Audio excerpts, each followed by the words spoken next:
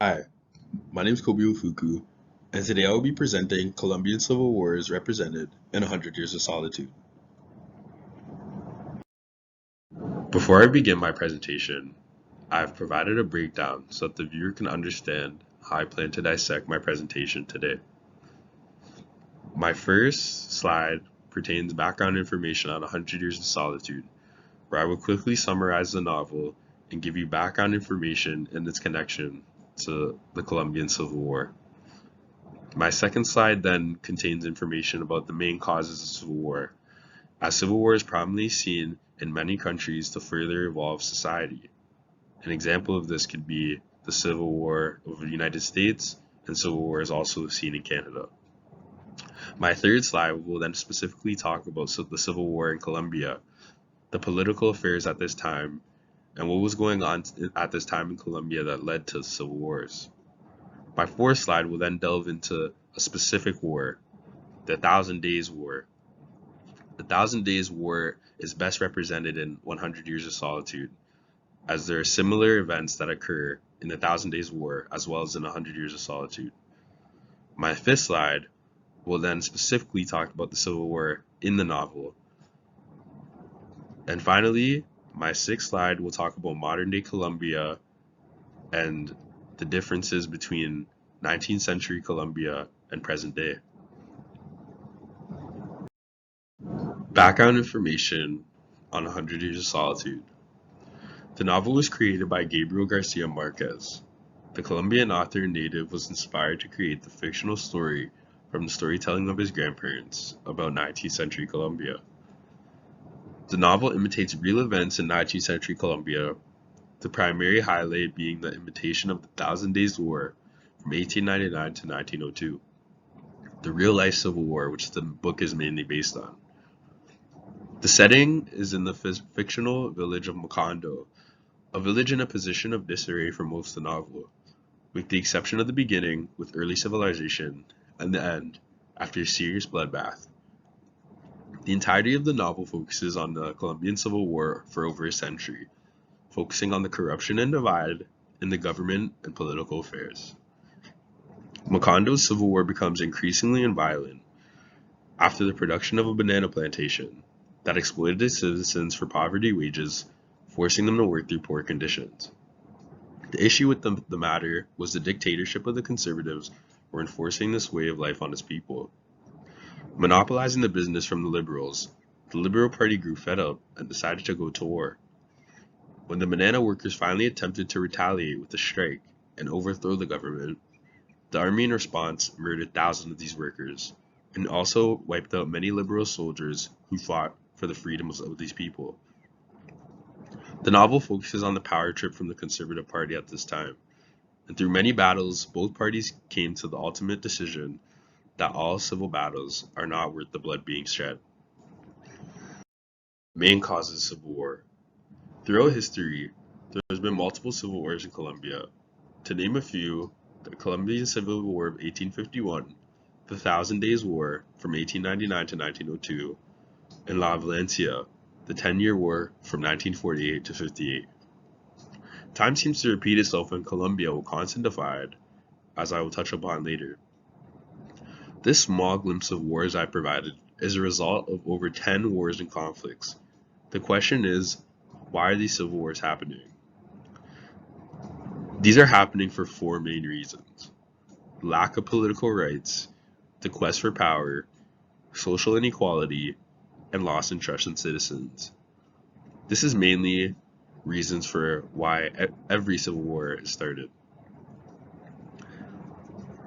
First off, the lack of political rights. When a dominant political party of a government oppresses their electoral opponent unfairly, for example, rigging an election, this often causes rage and revolutions leading to war. Secondly, the quest for power. When a political party holds full financial, social, and political power over its society, this can lead to authoritarian governments and dictatorship. These governments usually end up being overthrown. Social inequality. When laws and societal way of life are forced upon its citizens, Enraged, brave citizens will often rebel against their government to defend their rights. Example, the battle slave for slavery and exploitation. Loss of trust in its citizens. When a loss of trust is established within a community and its government, members of that society will turn to fight or flight mode, many willing to risk their lives in order to see active change. This is seen in martyrs and militias. Or in Colombia. Colombian civil wars have been dated back to as early as 1839 with the War of Supremes. Colombian violent conflicts are still present to this day. The Thousand Days War from 1899 to 1902 best represents the battles depicted in 100 Years of Solitude, as the Thousand Days War was a political battle between the Liberal Party, who was seen as the underdog at the time, having constricted land and were monopolized by the dominant Conservative Party. A key factor for the reason for battles was the monopolization of coffee plantations by the Conservatives. These continuous wars are a result of many contributing factors, but the greatest one being a lack of stable government throughout Colombia. Corrupt government and dictatorship have been prevalent in Colombia for centuries, and there has always been a divide between liberals, conservatives, and now, the cartel, their own authoritarian government. I would now proceed to talk about the Thousand Days War in the next slide, as this war draws the most comparisons to the novel 100 Years of Solitude. Thousand Days War. The Thousand Days War was a political dispute between the Liberal Party and Conservative Party over financial, economic, and social control. The Liberal Party was led by Rafael Uriburu and Benjamin Herrera, with the Conservative Party being led by Pedro Naspina and Jose Manuel Marican. There are a few battles that determined the outcome of this war, one being the Battle of Peralonzo. This battle was not the first battle, but was actually a succeeding battle that was initially supposed to be a peace treaty between the two parties.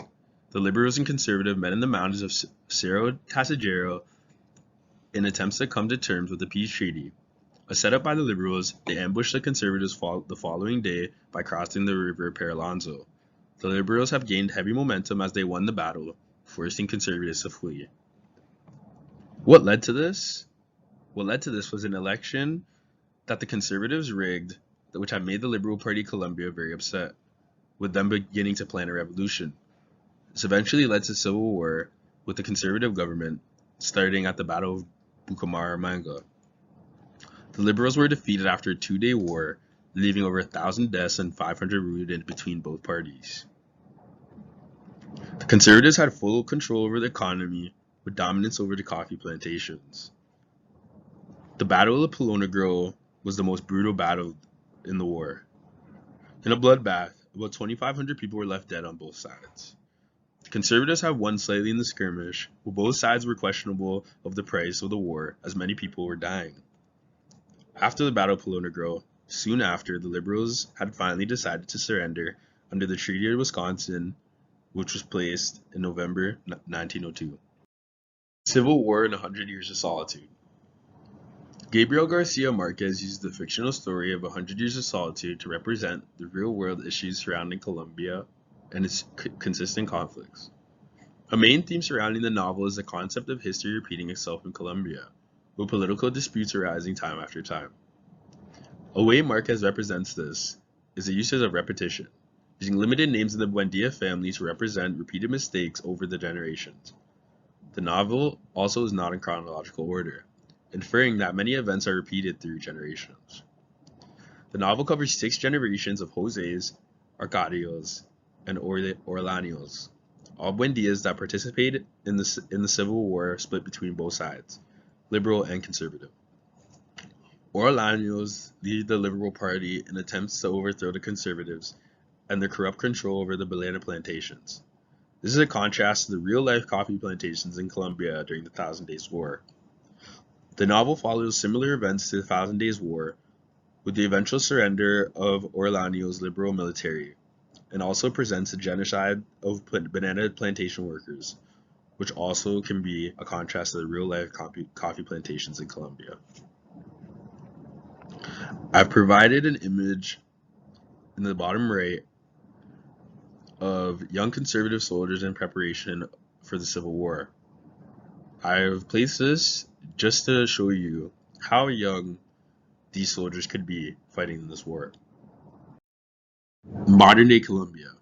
Is Gabriel Garcia Marquez's inference correct? Does history repeat itself in Colombia's quest for peace? In present day, the Colombian government still faces lower scale civil battles between the Colombian military and the Colombian militia, led by drug traffickers also known as the cartel. These militias often engage in battle using guerrilla warfare, and although there are no battles for plantations, the war on drugs is an ongoing struggle for Colombia. Many police forces and government officials are corrupt and discreetly assist the cartel, having no concrete foundation of law throughout Colombia. Bribes and deals are offered in exchange for passages and connections for drugs to travel throughout South America. A key leader in the cartel's rise to power was Pablo Escobar, the famous drug lord who reigned until 1993, until he was killed. Escobar's death led to the rise of a new authoritarian government, led by the infamous El Chapo, Escobar's drug lord successor. He's spending life in prison, but still has control over Colombia with his army. So to answer this inference, yes, history does in fact repeat itself in Colombia's quest for peace, due to many reasons. Will it ever change? I'm not sure. But we do know for now, there's a generational curse for Colombia in trying to fix its political affairs. Thank you for listening to my presentation, and I hope you enjoy it.